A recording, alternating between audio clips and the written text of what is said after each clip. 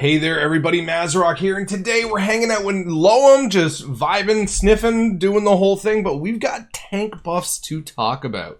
Before we do get into them, though, please like, comment, subscribe. It goes such a long way towards helping out the channel. I cannot do this without my patrons. Thank you so much, my patrons. If supporting me directly is something that you're interested in, you get early access content, exclusive content. I've been posting a lot more as much as I can on Patreon as well, and there's already some early access content there. So, there's a Discord link, Twitch link, and merch link for all the fun stuff like I'm the Healer Now, merchandise, Blood DK stuff. Alright, so let's get into tank buffs. So these are mostly DPS buffs, and on Blood in particular, it is all damage abilities increased by 8%.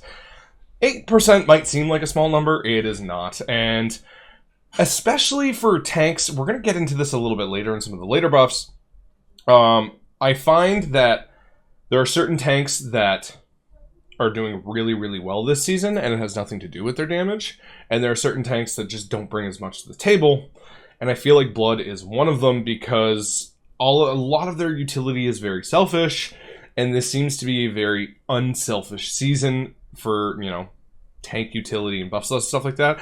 And historically speaking, you know, Season 3 Gavel Blood DK aside, Blood DK damage has never been the best. Now, I don't think it was particularly bad aside from when you get to the higher echelons of play. And, you know, when you're comparing max out characters to max out characters, Blood did suffer.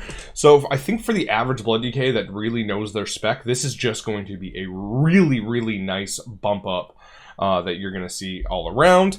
Up next, we get to a Brewmaster Monk. So Brewmaster Monk is getting an all ability damage increase by 3%, as well as Rising Sun Kick damage increased by 10%, Blackout Kick damage increased by 30%, and Tiger Palm damage increased by 30% as well.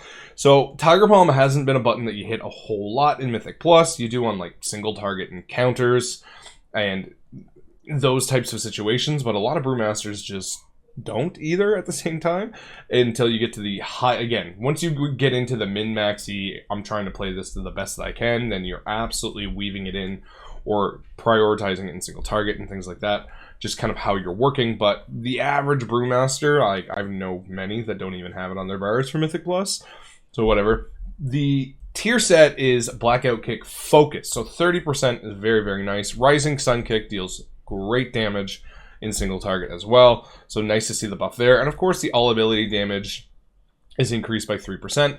Now I feel like this is a compensation buff for the Weapons of Order nerf that they did previously. Like, I don't think this would happen if that nerf didn't happen. You get what I'm saying? I really don't think that, and I feel like this is compensation. I don't know if it's enough. All in all, this buff just kind of feels like, here's a cookie. We're sorry. But, okay. That's Brewmaster.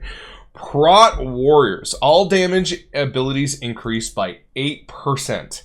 Auto attack damage increased by 10%. Spell block's duration is increased to 30 seconds from 20 seconds. That is a very, very big buff, which is really, really nice. Now, I found that spell block has been hit or miss in dungeons. Like, in some dungeons, it's not really required, but in some dungeons, it's overpowered as all hell.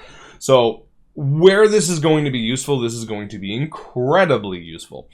Thunderlord now causes each enemy hit by Thunderclap to reduce the remaining cooldown of Demo Shout by 1.5 seconds up to 4.5 seconds, was 1 second up to 3 seconds. Now, this is actually the reversion of a previous nerf, because what they changed it to now is actually what it used to be. But this is when Prot Warriors were performing excessively well in Season 1 before Paladins kind of just got reworked and overtook the meta and all of that. So this is trying to give them a little bit more back. And kind of work with them a little bit more defensively, right? Now, the idea behind Thunderlord is that you get Demo Shout back and you apply one of your defensives more often, but with Booming Voice, this also does become an offensive.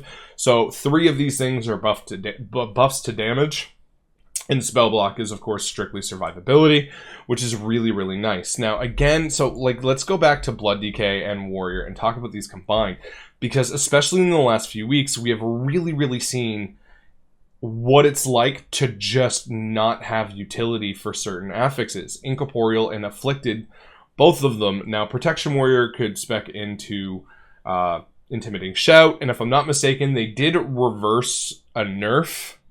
They did reverse something for Control Undead, where you can actually now charm Incorporeal, so it's really nice that Blood DKs actually do have something for that now. Let me get that AFK screen away. So it's really nice that Blood DK does have something for Incorporeal now, but neither has anything for Afflicted. And this tank season isn't a season of damage. Tank damage is relatively strong across the board. Like, it's really... While some are performing better than others, if you're looking at, like, the percentage of tank damage to how close they are to DPS... It's really not incredibly far apart, and they're closer together in most cases. You know, if everyone's performing well, tanks are not that far behind in compared to where, you know, we've kind of been in the past, I've noticed. I'm always kind of competing. I'm never, you know, in a solid group of 3 DPS, I'm never 3rd DPS or 2nd or whatever. That's kind of a bad group. But I'm never looking at their damage and going...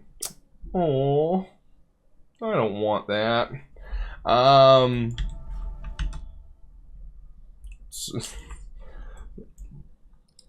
So, but the thing is this is a utility-based meta, right? This is where it's at, right? It's an absolute utility-based meta.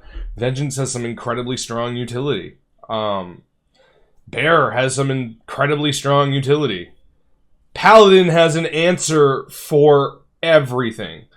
There's not an affix that Paladin doesn't have an answer for aside from Raging, because they can't soothe. That's literally it. They have an answer for everything. Incorporeal? Oh, Repentance and Turn Evil. Oh, Afflicted? Hey man, here, just have a Dispel. Entangling? Oh man, I'll take care of that for me and a friend. Have freedoms. It's kind of like... And then on top of that, the dungeon pool this season is incredibly utility focused. I'm just gonna give up on getting that AFK screen to go away. Is incredibly focused on utility. There's so many good things for survivability and damage and things like... And I've spoken about this on stream, how busted Blessing of Freedom is this season in some dungeons. Like, it was useful last season. It is broken this season. If you look at Halls of Infusion and the dragons that do the deep chill cast, you can just freedom that off for you and a friend. Like, no one else has that sort of survivability utility that Paladin does, and they just have an answer for everything.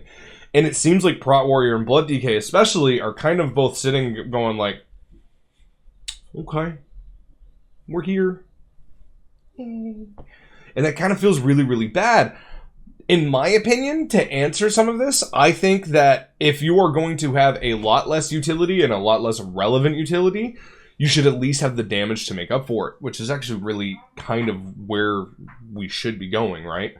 But that's kind of my opinion. Might be a hot take. I am happy to see them addressing these buffs. Like I said, Protection and Blood DK, really good across the board. Monk, I feel like it's compensation. Like, here you go, guys. Have fun. But I don't want this video to be too long. Those are the buffs. Have yourselves a good one, everyone. Happy tanking.